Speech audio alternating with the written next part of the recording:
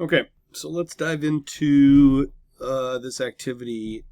And what makes this activity, I think, a bit more challenging than the example that Mr. Benton just went through is the fact that what Mr. Benton explained was a non-autonomous differential equation, but what we're dealing with here is an autonomous.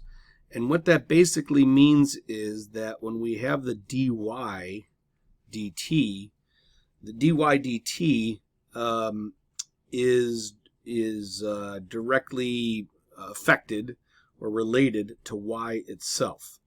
So part A says make a plot of dy dt versus y on the axis provided, looking at the graph for what values of y does y increase and for what values of y does y decrease. Okay, so what we know is that dy dt is a linear function, -1/2 y minus 4. Now we can just go ahead and graph -1/2 y minus 4. It looks a little bit weird because what we know is the x-axis is now the y-axis, and what we know is the y-axis is now dy dt. But just to get a feel for this, let's calculate by hand the output dy dt when, let's say, let y equal 0.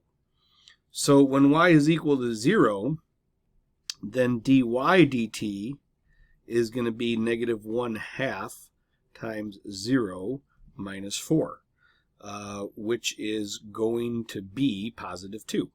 So I'm going to go ahead and sketch +2 on my graph. 0, +2. If I were to let y equal 1, then dy dt is going to be -1/2 times 1, +1, minus 4. So that's -3 times -1/2. So that's going to be 3/2, or we're going to say 1 1/2.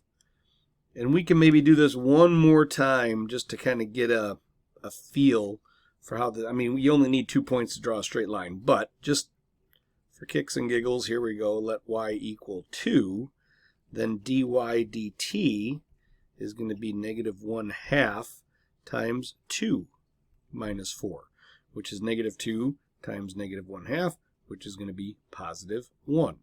And so now I can see a pattern developing here. So I can keep filling in the rest of these. It's kind of interesting. Something interesting happens at 4 because I have an output of 0. We'll talk about that a little bit later. And we just keep going down right here. And so I have this linear function, dy dt. And excuse my shaky handwriting, but that's my linear function. Now to answer the next part of the question, because we got to answer all part of the questions, for what values of y does y increase? Well, we're looking at a derivative function. So we know that y is going to be increasing whenever dy dt is positive. Makes sense out of that statement for a second.